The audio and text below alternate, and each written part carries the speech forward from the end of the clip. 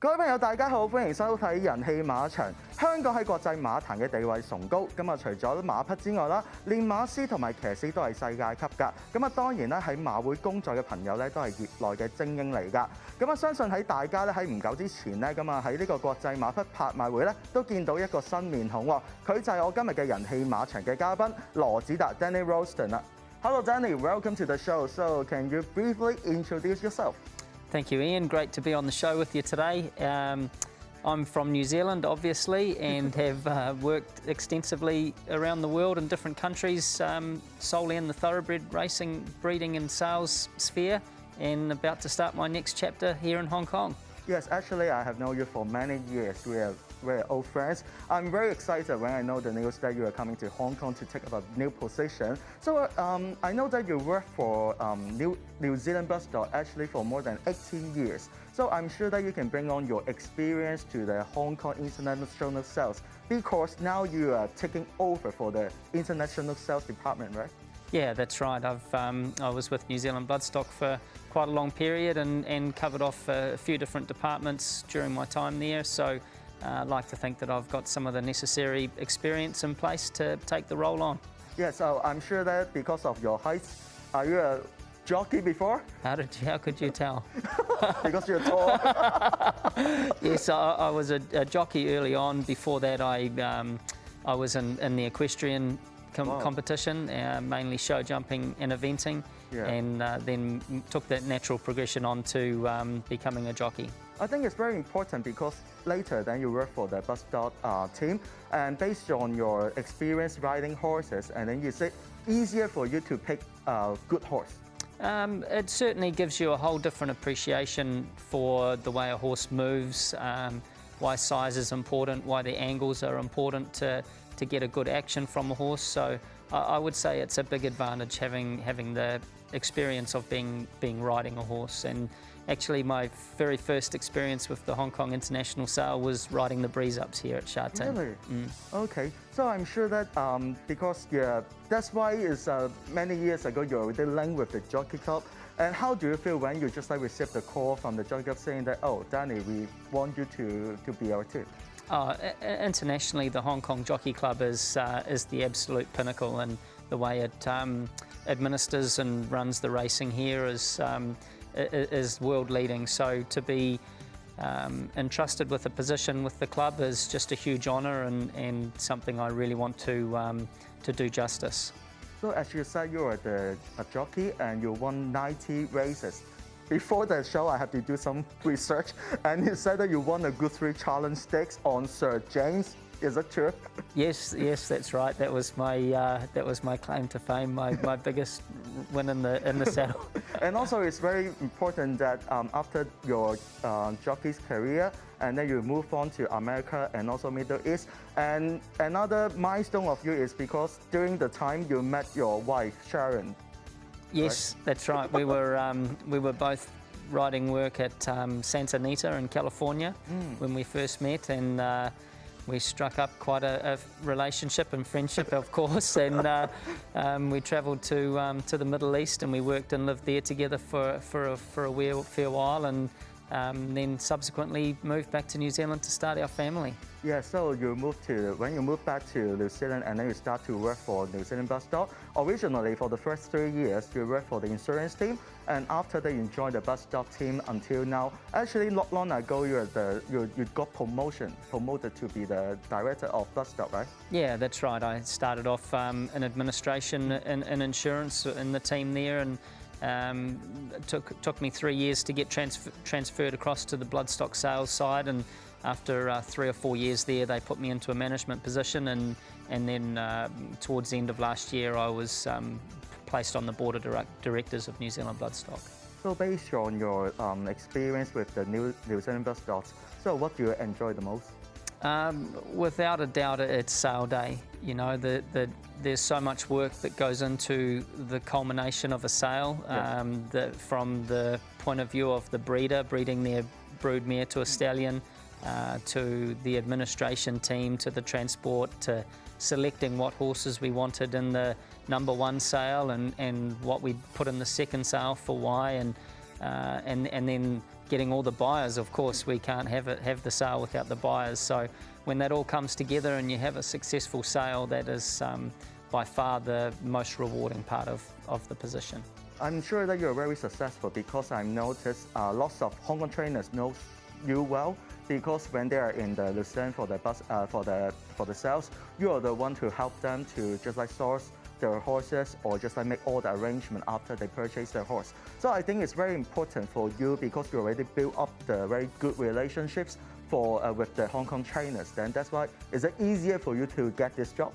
I think it's again a big advantage. You know, the first international sale that I was riding the breeze ups would have been approximately 2005. So there's been a long history where I've known a lot of the trainers for a long time and been able to talk to them and give them feedback on those horses, and then of course build the relationship when they come to New Zealand to buy their horses. And again, when with my role, I was travelling up here to Hong Kong 3 or 4 times a year, and able to get to know the local trainers here much better. So yeah, I think having that existing relationship will be a benefit to the jockey club, but also a benefit to the members and to the trainers.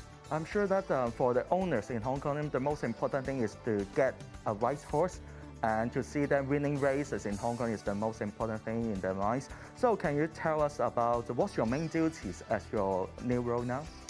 So primarily it's the international sale.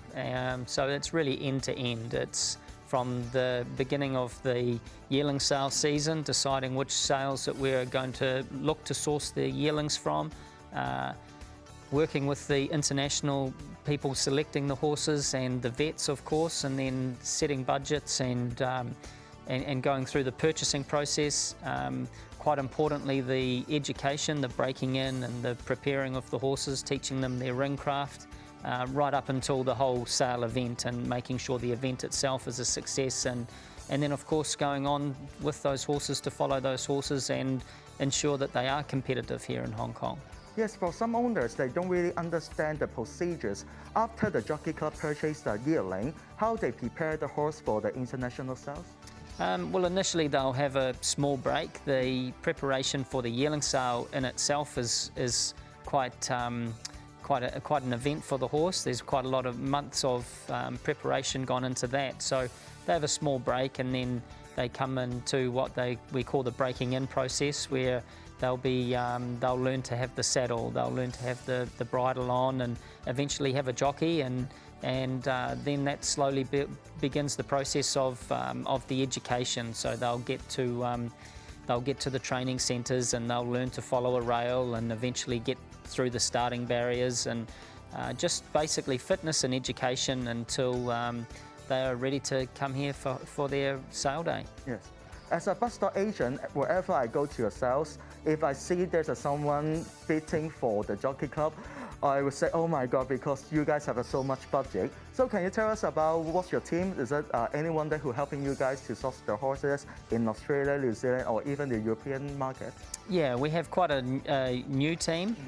So as well as myself being new to the position, Craig Rounsefell in Australia is buying in the Southern Hemisphere, and Michael Canaan, the ex-champion Irish jockey, has been buying for the last 2 years in Europe, and already has carved out some really good results with sale graduates. Yes, of course, that everyone knows that this season we have a superstar called Romantic Warrior, and actually it's from the Hong Kong International Sales. I think it's very important for you and also for the sales, because over the past few years we haven't seen too many superstars from the sales, but it seems that after you change the team, just have some new members joining the team, the horses, the quality of the horses seems improving.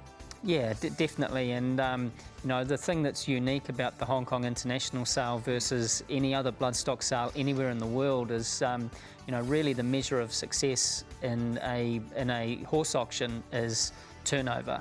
And this sale is very unique, where the measuring stick is simply the winning post. And you know, unless these horses go on and win good races, then we haven't achieved our goal. So having a horse like Romantic Warrior, that is what we're trying to achieve. And you know, having just arrived in the position and familiarising myself the internal procedures.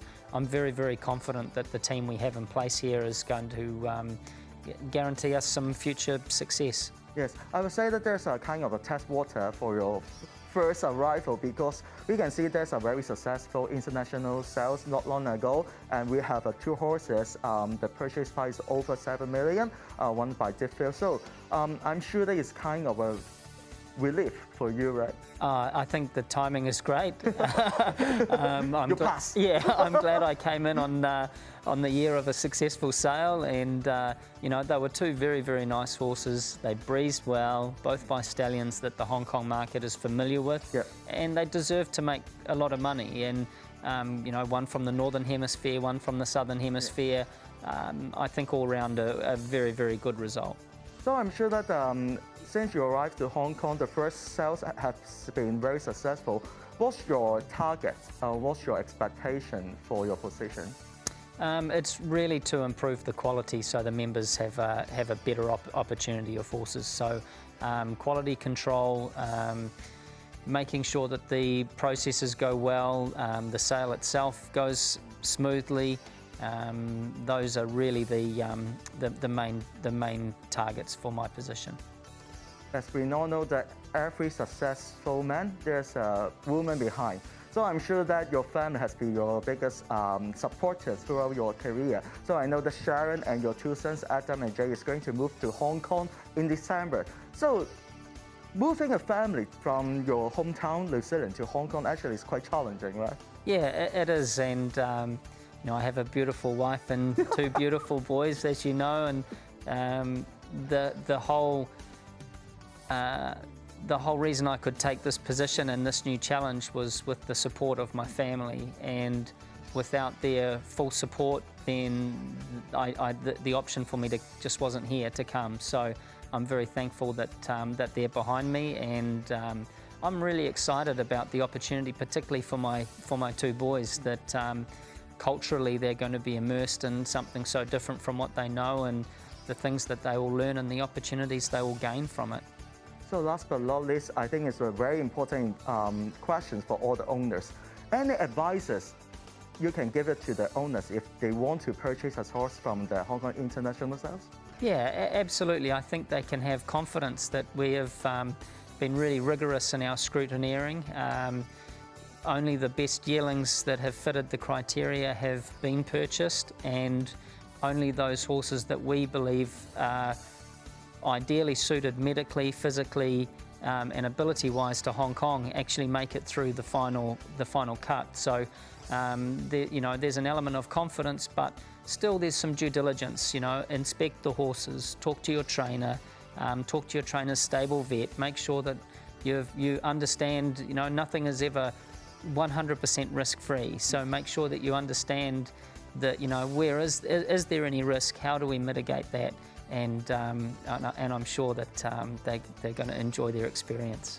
Thank you, Danny. I'm sure that we will see a lot of romantic warriors coming in the future's international sales, and hopefully all the very best to you and your family during your time in Hong Kong. Thank you, Ian. Thank you.